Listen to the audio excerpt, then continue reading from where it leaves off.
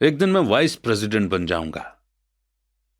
पैसे बचाओ, जब मेरी सैलरी बढ़ेगी तो मैं एक बड़ा घर खरीद लूंगा। म्यूचुअल फंड सेफ हैं। भीड़ के साथ चलने और पड़ोसियों के ऐशो आराम की कॉपी करने के कारण पैसे की बहुत सी प्रॉब्लम पैदा होती है। कई बार हम सभी को दर्पण में देखने की जरूरत होती है और हमें अपने डर के बजाय अपनी अंदरूनी समझदारी से सोचना चाहिए। जब माइक और मैं 16 साल के हुए तो हमें स्कूल में प्रॉब्लम आने लगी थी। हम बुरे बच्चे नहीं थे, हम सिर्फ अपने आप को भीड़ से अलग कर रहे थे। स्कूल के बाद और शनिवार रविवार को हम माइक के डैडी के लिए काम करते थे। माइक और मैं अक्सर घंटों तक उसके डैडी के साथ बैठे रहते थे जब वे अपने बैंकर्स, वकीलों, अकाउंटेंट, ब्रोकर, इन्वेस्टर्स, मैनेजर्स और एम्प्लॉयज के साथ डिस्कशन करते थे। माइक के डैडी ने 13 साल की उम्र में स्कूल छोड़ दिया था और अब वे पढ़े लिखे लोगों को रास्ता दिखा रहे थे, उन्हें ऑर्डर और इंस्ट्रक्शंस दे रहे थे, उनसे सवाल पूछ रहे थे। पढ़े लिखे लोग उनकी एक आवाज पर दौड़े चले आते थे और उनके गुस्से से डरते थे। यह आदमी कभी भीड़ के साथ नहीं चला। इस आदमी ने खुद के दम पर सोचा और फैसले किए। उन्हें इन शब्दों से चिढ़ होती थी, हमें इसे इस तरह से इसलिए करना पड़ेगा क्योंकि सभी लोग इसी तरह से करते हैं। वे नहीं हो सकता इन शब्दों से भी बहुत चिढ़ते थे। अगर आप उनसे कोई काम करवाना चाहते थे तो आपको बस इतना ही कहना था, मुझे लगता है कि आप इसे नहीं कर सकते। माइक और मैं उनके साथ रहकर जितना सीखे उतना हमने स्कूल के बिताए सालों में कभी नहीं सीखा, कॉलेज में भी नहीं। माइक के डैडी के पास स्कूल की एजुकेशन तो नहीं थी, पर उनके पास पैसे की नॉलेज थी और इसी कारण वे सक्सेसफुल भी थे। वे हमें बार बार बताया करते थे कि एक समझदार आदमी अपने से ज्यादा समझदार लोगों को जॉब पर रख सकता है। इसीलिए माइक और मुझे समझदार लोगों की बातें सुनने और उनसे सीखने का फायदा मिला। पर इसके कारण माइक और मैं दोनों ही उस सोशल बिलीफ के साथ नहीं चल पाए जो हमारे टीचर हमें सिखाते थे और इस वजह से कई प्रॉब्लम्स पैदा हो गईं। जब कोई टीचर कहता था कि अगर तुम्हें अच्छे नंबर नहीं मिलते हैं तो तुम दुनिया में कुछ नहीं कर सकते, तो माइक और मैं अपनी भवें चढ़ा लेते थे। जब हमें घिसे पेटे ढर्रे पर चलने को कहा जाता था और रूल्स को फॉलो करना सिखाया जाता था तो हमें यह लगता था कि स्कूल की एजुकेशन दरअसल क्रिएटिविटी का गला घोंट देती है। हम अमीर डैडी की यह बात समझने लगे थे कि स्कूलों को इसलिए बनाया गया है ताकि वहां अच्छे एम्प्लॉय तैयार हो सके, न कि अच्छे मालिक। कभी कभार माइक या मैं टीचर से पूछते थे कि हम जो पढ़ रहे हैं वो असल जिंदगी में कितना काम आएगा, या हमें पैसों के बारे में क्यों नहीं पढ़ाया जाता है। दूसरे सवाल का अक्सर जवाब मिलता था कि पैसा इंपॉर्टेंट नहीं है और अगर हम अच्छी पढ़ाई करेंगे तो पैसा अपने आप मिलने लगेगा। हम पैसे की ताकत के बारे में जितना ज्यादा जानते जाते थे, अपने टीचर्स और साथ पढ़ने वाले बच्चों से उतना ही दूर होते जाते थे। मेरे पढ़े लिखे डैडी ने कभी मुझ पर अच्छे नंबरों के लिए दबाव नहीं डाला। मुझे इस बात पर हैरत होती है कि उन्होंने ऐसा क्यों नहीं किया, पर हम लोगों में पैसे को लेकर अक्सर बहस होने लगी थी। जब मैं 16 साल का हुआ तो मेरी पैसे की बुनियाद मेरी मम्मी डैडी से अच्छी हो चुकी थी। मैं हिसाब किताब रख सकता था। मैं tax accountants, corporate attorney, bankers, real estate brokers, investors वगैरह की बातें सुनता था। मेरे डैडी टीचर्स से बातें करते थे। एक दिन मेरे डैडी मुझे बता रहे थे कि हमारा घर हमारे लिए सबसे बड़ा इन्वेस्टमेंट क्यों है। इस बात को लेकर हम लोगों में बहस हो गई जब मैंने उन्हें यह बताया कि घर हमारे लिए एक अच्छा इन्वेस्टमेंट क्यों नहीं है। अपने अपने घरों को लेकर मेरे अमीर डैडी और मेरे गरीब डैडी के विचारों में कितना फर्क था। एक डैडी के हिसाब से उनका घर एक असेट था, जबकि दूसरे डैडी के हिसाब से यह एक लायबिलिटी थी। घर के साथ साथ उससे जुड़े कुछ दूसरे खर्च भी बढ़ जाते हैं, यानी अदर एक्सपेंसेस। एक ज्यादा बड़े घर का मतलब था और ज्यादा खर्चा। इसका मतलब था कि कैश फ्लो खर्च के कॉलम से होकर गुजरता रहता था। आज भी लोग मुझसे इस बात पर बहस करते हैं कि उनका घर असेट क्यों नहीं होता। मैं जानता हूं कि बहुत से लोगों के लिए खुद का घर उनका सबसे बड़ा सपना होता है और इसीलिए वे इसे अपना सबसे बड़ा इन्वेस्टमेंट मानते हैं। अपने घर के मालिक होने से ज्यादा अच्छा कुछ भी नहीं है। मैं इस पॉपुलर बिलीफ को देखने का एक और नजरिया दिखाना चाहता हूं। अगर मैं और मेरी पत्नी एक ज्यादा बड़ा और आलीशान मकान खरीदने के बारे में सोचते हैं तो हम जानते हैं कि ये एक असेट नहीं होगा बल्कि एक लायबिलिटी होगी, क्योंकि इससे हमारी जेब से पैसा निकल जाएगा। तो ये रहा मेरा तर्क। हालांकि ज्यादातर लोग मुझसे सहमत नहीं होंगे, क्योंकि घर एक इमोशनल चीज होती है और जब पैसे का सवाल आता है तो भावनाएं पैसे की समझ को हरा देती हैं। मुझे पर्सनल एक्सपीरियंस से पता है कि पैसा हर फैसले को इमोशनल बना देता है। एक, जब घर की बात आती है तो मैं ये बताना चाहता हूं कि ज्यादातर लोग उस घर की कीमत चुकाने के लिए जिंदगी भर काम करते हैं, जिसके वे कभी पूरी तरह से मालिक नहीं होते। दूसरे शब्दों में, ज्यादातर लोग एक घर खरीदने के कुछ सालों बाद दूसरा घर खरीदते हैं और हर बार पहले मकान के लिए जो वो कर्ज लेते हैं उस पर उनके पास हर बार फिर से 30 साल का नया कर्ज हो जाता है। 2, हालांकि लोगों को होम लोन की पेमेंट पर इंटरेस्ट के लिए टैक्स में छूट मिलती है, पर वे अपने अदर एक्सपेंसेस के लिए टैक्स के बाद मिलने वाले रुपए का इस्तेमाल लायबिलिटीज लेने में ही करते हैं, अपनी मॉर्टगेज पूरी तरह चुकाने के बाद भी। 3, प्रॉपर्टी टैक्स। मेरी पत्नी के मम्मी डैडी को धक्का लगा जब उनके घर का प्रॉपर्टी टैक्स हर महीने 10,000 रुपए तक पहुंच गया। यह तब हुआ जब वे रिटायर हो चुके थे और इस बढ़ोतरी से उनके रिटायरमेंट के बाद का बजट गड़बड़ा गया और उन्हें मजबूरन मकान बदलना पड़ा। 4, घर की कीमत हमेशा नहीं बढ़ती। मेरे कुछ दोस्त हैं जिन्होंने अपने लिए घर कर्ज पर लिया था। उन्हें 1 करोड़ रुपए से भी ज्यादा का कर्ज चुकाना है, पर आज उस घर की कीमत 70 लाख रुपए से ज्यादा नहीं है। 5, सबसे बड़े नुकसान अपॉर्चुनिटी गंवाने की वजह से होते हैं। अगर आपका सारा पैसा मकान में फंसा रहता है तो आपको ज्यादा कड़ी मेहनत करनी पड़ती है ताकि आपका खर्च चलता रहे। इस दौरान आप अपने लिए कोई एसेट नहीं बना पाते। अगर एक यंग पति पत्नी शुरुआत में ही अपने लिए एसेट बनाने लग जाएं तो उनके आगे के साल आराम से गुजरेंगे, खासकर उस समय जब वे अपने बच्चों को कॉलेज में भेजेंगे। इस दौरान उनका एसेट भी बढ़ जाएगा और उनके खर्चे भी आराम से चलते रहेंगे। अक्सर ऐसा होता है कि आपका घर आपके बढ़ते हुए खर्च को चुकाने के लिए होम इक्विटी लोन का साधन बन जाता है। इन शॉर्ट बोले तो अपना घर खरीदने का फैसला बहुत महंगा पड़ता है। इसके बजाय बेहतर यह होगा कि जल्दी ही इन्वेस्टमेंट पोर्टफोलियो बना लिया जाए। किसी आदमी पर इसका असर कम से कम 3 तरह से पड़ता है। 1, समय की बर्बादी, क्योंकि इस दौरान दूसरी प्रॉपर्टी की वैल्यू बढ़ गई होती है। 2, एक्स्ट्रा कैपिटल की बर्बादी, जिसे दोबारा इन्वेस्ट किया जा सकता था, जबकि घर खरीदने के बाद आपको घर से सीधे जुड़े बहुत से खर्चे उठाने पड़ते हैं। 3, एजुकेशन की बर्बादी। अक्सर ऐसा होता है कि लोग ये मानते हैं कि उनके एसेट में उनका घर, सेविंग्स और रिटायरमेंट प्लान आते हैं। क्योंकि उनके पास इन्वेस्ट करने के लिए पैसा नहीं होता, इसलिए वे बिल्कुल भी इन्वेस्टमेंट नहीं करते। इस कारण उन्हें इन्वेस्टमेंट का एक्सपीरियंस कभी नहीं मिल पाता। ज्यादातर लोग एक समझदार इन्वेस्टर नहीं बन पाते और सबसे बढ़िया इन्वेस्टमेंट आमतौर पर सबसे पहले समझदार इन्वेस्टर्स को बेचे जाते हैं, जो बाद में उन्हें सेफ खेलने वाले लोगों को बेचते हैं। मेरे पढ़े लिखे डैडी का फाइनेंशियल स्टेटमेंट रैट रेस में फंसे इंसान का सबसे अच्छा एग्जाम्पल है। उनके खर्च हमेशा उनकी इनकम से ज्यादा होते थे, इसलिए उन्हें प्रॉपर्टी में इन्वेस्ट करने का मौका ही नहीं मिलता था। इसका नतीजा यह होता था कि उनकी लायबिलिटी, जैसे होम लोन और क्रेडिट कार्ड के कर्ज, उनकी जेब से हर महीने इतना पैसा निकाल लेते थे जितना कि उनके एसेट उनके लिए कभी भी नहीं कमा पाते थे। दूसरी तरफ मेरे अमीर डैडी का फाइनेंशियल स्टेटमेंट यह दिखाता है कि वे जी जान लगाकर इन्वेस्टमेंट कर रहे थे और उन्होंने अपनी लायबिलिटीज को कम से कम रखा था। मेरे अमीर डैडी के फाइनेंशियल स्टेटमेंट से यह भी पता चलता है कि अमीर लोग और ज्यादा अमीर क्यों बनते हैं। एसेट वाले कॉलम की इनकम इतनी ज्यादा होती है कि खर्च आराम से चल जाता है और कुछ पैसा भी बच जाता है। इस बचे हुए पैसे को एक बार फिर से एसेट वाले कॉलम में दोबारा इन्वेस्ट कर दिया जाता है। एसेट वाला कॉलम बढ़ता रहता है और इससे होने वाली इनकम भी बढ़ती रहती है। नतीजा यह होता है कि अमीर लोग और ज्यादा अमीर होते जाते हैं। अब आप पूछेंगे कि एग्जैक्टली अमीर लोग और ज्यादा अमीर क्यों होते जाते हैं। मिडिल क्लास लोग हमेशा पैसे की तंगी से जूझते रहते हैं।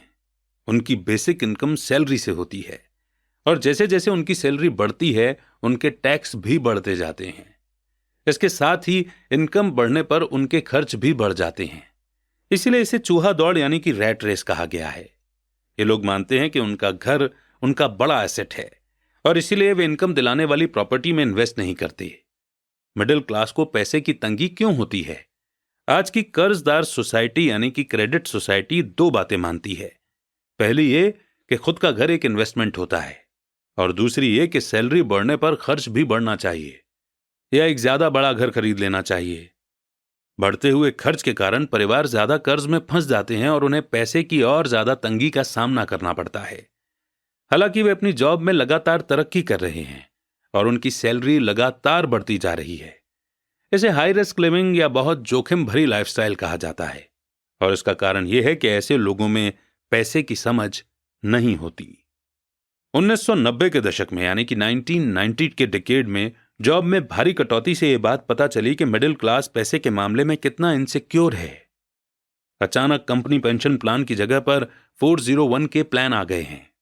अगर इंडिया की बात करें तो इंडिया में भी 2004 के बाद से पेंशन देना बंद कर दिया गया। सिर्फ डिफेंस सर्विसेज में पेंशन्स हैं और एनपीएस यानी कि न्यू पेंशन स्कीम स्टार्ट कर दी गई, और इससे रिटायरमेंट का सहारा नहीं बनाया जा सकता। मिडिल क्लास में घबराहट का माहौल पैदा हो गया है। आज एक अच्छी बात यह है कि ज्यादातर लोग ये बातें समझते हैं और इसलिए उन्होंने म्यूचुअल फंड खरीदना शुरू कर दिया है। इन्वेस्टमेंट में हुई बढ़ोतरी के कारण ही हमने स्टॉक मार्केट में इतनी तेजी देखी है। आज मिडिल क्लास की बढ़ती मांग को पूरा करने के लिए नए नए म्यूचुअल फंड बनते जा रहे हैं। म्यूचुअल फंड इसलिए पॉपुलर हैं क्योंकि वे सेफ होने के सिंबल हैं। म्यूचुअल फंड खरीदने वाले आदमी जॉब में, टैक्स और होम लोन चुकाने में, अपने बच्चों की कॉलेज की फीस के लिए पैसे बचाने में और अपने क्रेडिट कार्ड का हिसाब साफ रखने में बहुत ज्यादा बिजी हैं। उनके पास इतना समय ही नहीं है कि वे इन्वेस्ट करने की स्किल सीख सकें। इसीलिए वे म्यूचुअल फंड के मैनेजर की काबिलियत पर भरोसा करते हैं। साथ ही क्योंकि म्यूचुअल फंड कई तरह के इन्वेस्टमेंट करता है, इसलिए उन्हें ऐसा लगता है कि उनका पैसा ज्यादा सेफ है क्योंकि ये कई टुकड़ों में बंट गया है, या आप अंग्रेजी में बोले तो डाइवर्सिफाइड हो गया है। पढ़े लिखे मिडिल क्लास का ये ग्रुप म्यूचुअल फंड ब्रोकर्स और फाइनेंशियल प्लानर्स के डाइवर्सिफाइड प्रिंसिपल्स को सही मानता है। सेफ रहो, रिस्क से बचे रहो। असली ट्रेजेडी तो यह है कि पैसे की समझ न होने के कारण एवरेज मिडिल क्लास लोग खतरों का सामना करते हैं। उनके सेफ खेलने का असली कारण यह होता है कि उनके पास पैसे की तंगी होती है। उनकी बैलेंस शीट में बैलेंस नहीं होता, उनके पास कोई एसेट नहीं होता जहां से इनकम आनी चाहिए, जबकि उनके पास बहुत सी लायबिलिटीज होती हैं और हर सैलरी के साथ वो और लायबिलिटीज भी लेते रहते हैं। आमतौर पर उनकी इनकम का इकलौता साधन उनकी सैलरी होती है। एक तरह से उनका जीवन पूरी तरह से उनके बॉस पर डिपेंडेंट होता है। और जब सचमुच जिंदगी में एक बार आने वाला मौका आता है, यानी कोई इन्वेस्टमेंट अपॉर्चुनिटी सामने दिखती है, जैसे कि कोई अच्छी प्रॉपर्टी जो बहुत ही सस्ते प्राइस पर मिल रही हो, तो ये लोग उस मौके का फायदा नहीं उठा पाते क्योंकि वे इतनी कड़ी मेहनत कर रहे हैं। इसलिए वे सेफ गेम खेलते हैं, सबसे ज्यादा टैक्स चुकाते हैं और कर्ज के बोझ से दबे रहते हैं। जैसा मैंने इस सेक्शन के शुरू में कहा था कि सबसे इंपॉर्टेंट रूल यह है कि एसेट और लायबिलिटी के बीच के फर्क को पहचाना जाए। एक बार आप इनमें फर्क समझ लें, इसके बाद आप इनकम देने वाली प्रॉपर्टी खरीदने की लगातार कोशिश करते रहें। यह अमीर बनने की राह पर चलने का सबसे बढ़िया तरीका है। इसे करते रहें और आपका एसेट वाला कॉलम बढ़ता रहेगा। अपनी लायबिलिटी और खर्च को कम करने की कोशिश भी करते रहें। इससे पैसा आपके एसेट वाले कॉलम में आता रहेगा। जल्द ही आपके पास इतने एसेट हो जाएंगे कि आप और ज्यादा रिस्क वाले इन्वेस्टमेंट कर सकेंगे। ऐसे इन्वेस्टमेंट जिनमें 100% से बिना किसी लिमिट तक प्रॉफिट हो सकता है। ऐसे इन्वेस्टमेंट जिनमें 50,000 रुपए की रकम जल्दी ही 10 लाख रुपए या इससे ज्यादा हो जाती है। ऐसे इन्वेस्टमेंट जिन्हें मिडिल क्लास बहुत ही रिस्क भरा मानता है। इन्वेस्टमेंट रिस्की नहीं है, बल्कि ये उस इंसान की पैसे की नासमझी है, फाइनेंशियल इग्नोरेंस यानी कि अज्ञान है, जो उसे बहुत रिस्क भरा बना देती है। एक एम्प्लॉय होने के नाते जो घर का मालिक भी है, आपकी जॉब का पैटर्न जनरली ये होता है। एक, आप किसी के लिए काम करते हैं। सैलरी पर काम करने वाले ज्यादातर लोग मालिक को या शेयर होल्डर्स को ज्यादा अमीर बना रहे हैं। आपकी कोशिशों, मेहनत और सक्सेस से दरअसल आपका मालिक सक्सेसफुल होता है और उसके रिटायरमेंट में मदद मिलती है। 2, आप गवर्नमेंट के लिए काम करते हैं। आप इसे देख पाएं इसके पहले ही गवर्नमेंट आपकी सैलरी में से अपना हिस्सा ले लेती है। ज्यादा कड़ी मेहनत करके आप गवर्नमेंट को देने वाले टैक्स में बढ़ोतरी करते हैं। ज्यादातर लोग जनवरी से मई तक सिर्फ और सिर्फ गवर्नमेंट के लिए काम करते हैं। 3, आप बैंक के लिए काम करते हैं। टैक्स चुकाने के बाद आपका सबसे बड़ा खर्च आमतौर पर अपना होम लोन और क्रेडिट कार्ड का कर्ज चुकाना होता है। अगर आप सिर्फ ज्यादा कड़ी मेहनत से काम करते जाएं तो प्रॉब्लम यह है कि तीनों ही मामलों में आपकी ज्यादा मेहनत से किसी और को ज्यादा फायदा मिलता है। आपको यह सीखना चाहिए कि आपकी ज्यादा मेहनत से किस तरह आपको और आपके परिवार को सीधा फायदा मिल सकता है। अगर आप ये फैसला कर भी लें कि आप अपने काम से काम रखेंगे, फिर भी आपको यह नहीं पता होता कि आपके गोल्स को किस तरह से सेट किया जाए। ज्यादातर लोग अपने प्रोफेशन को बनाए रखना चाहते हैं और अपनी सैलरी के सहारे ही असेट बनाना चाहते हैं। जब उनकी वेल्थ बढ़ती है तो वे किस तरह से अपनी सक्सेस को मापते हैं? कब कोई आदमी यह महसूस करता है कि वो अमीर है, कि उसके पास दौलत है? असेट और लायबिलिटी की मेरी अपनी डेफिनेशन की ही तरह दौलत के बारे में भी मेरी अपनी ही डेफिनेशन है। दरअसल मैंने इसे बकमिंस्टर फुलर नाम के इंसान से सीखा है। कुछ लोग उसे नीम हकीम कहते हैं और कई लोग उसे एक जीता जागता जीनियस कहते हैं। सालों पहले सभी आर्किटेक्ट इसलिए हैरान हो गए थे क्योंकि 1961 में उसने जियोडेसिक डोम के पेटेंट के लिए अप्लाई किया था और उस एप्लीकेशन में फुलर ने दौलत के बारे में भी कुछ कहा था। पहले तो उसका ठीक ठाक मतलब समझ में नहीं आया था, पर उसे कई बार पढ़ने के बाद इसका मतलब समझ में आने लगा। दौलत किसी आदमी की वो एबिलिटी या काबिलियत है जिसके सहारे वो आगे आने वाले इतने दिनों तक जिंदा रह सकता है। यानी अगर मैं आज काम करना बंद कर दूं तो मैं कितने समय तक जिंदा रह सकता हूं। ये नेटवर्थ की तरह नहीं है जो आपके एसेट और लायबिलिटी के बीच का फर्क है। हर इंसान को लगता है कि उसके पास जो सामान है वो बहुत कीमती है, पर इस डेफिनेशन से सचमुच सही असेसमेंट किया जा सकता है? मैं अब असेस कर सकता हूं और सचमुच जानता हूं कि फाइनेंशियल रूप से आजाद होने के मेरे गोल के मामले में मैंने कितनी तरक्की कर ली है। हालांकि नेटवर्थ में ऐसी चीजें भी आ जाती हैं जिनसे पैसा नहीं आता, जैसे वो चीज जो आपके गैरेज में खड़ी है। दौलत का सीधा सा हिसाब यह है कि आपका पैसा कितना पैसा बना रहा है और इसीलिए आप फाइनेंशियल रूप से कितने दिनों तक जिंदा रह सकते हैं। दौलत दरअसल असेट के कॉलम की कैश फ्लो के लायबिलिटी वाले कॉलम के साथ तुलना है। एक एग्जाम्पल लेते हैं। मान लीजिए कि मेरे पास हर महीने में अपने एसेट से 10,000 रुपए कैश आ रहा है और मेरा खर्च हर महीने 20,000 रुपए है। तो सवाल यह है कि मेरे पास कितनी दौलत है। अब हम बकमिस्टर फुलर की डेफिनेशन की तरफ चलते हैं। उनके डेफिनेशन के हिसाब से मैं कितने दिनों तक जिंदा रह सकता हूं। अगर हम एक महीने में 30 दिन मान लें तो इस डेफिनेशन के हिसाब से मैं 15 दिन तक जिंदा रह सकता हूं। जब मैं अपने एसेट से हर महीने 20,000 का कैश फ्लो हासिल करने लग जाऊंगा तो मैं अमीर हो जाऊंगा। हालांकि मैं अमीर नहीं हूं, पर मैं फाइनेंशियली फ्री हूं। हर महीने मेरे एसेट से मुझे जो इनकम मिलती है वो मेरे महीने भर के खर्च के लिए काफी होती है। अगर मैं अपने खर्च को बढ़ाना चाहता हूं तो मुझे इसके पहले अपने एसेट से आने वाले कैश फ्लो को बढ़ाना होगा। यह ध्यान रखें कि इस पॉइंट पर मैं अपनी सैलरी पर बिल्कुल भी डिपेंडेंट नहीं हूं। मैंने अपने एसेट बनाने में जी तोड़ कोशिश की थी और मैं इसमें सक्सेसफुल भी हुआ, जिसके कारण आज मैं फाइनेंशियल रूप से आजाद हो गया हूं। अगर मैं आज अपनी जॉब छोड़ भी दूं तो मेरे एसेट से इतना कैश फ्लो आता रहेगा कि मेरा खर्च आसानी से चलता रहेगा। मेरा अगला गोल यह होगा कि मेरे एसेट से आने वाले एक्स्ट्रा कैश को फिर से एसेट वाले कॉलम में इन्वेस्ट कर दिया जाए। मैं जितने पैसे अपने लिए एसेट्स बनाने में खर्च करता रहूंगा, मेरे एसेट्स मुझे उतना ही पैसा देते रहेंगे। यानी मेरा एसेट वाला कॉलम जितना ज्यादा बढ़ता है वहां से उतना ही ज्यादा कैश फ्लो आता है, और जब तक मैं अपने खर्च यानी एक्सपेंसेस को आने वाले कैश से कम रखता हूं तब तक मैं ज्यादा अमीर बनता रहूंगा।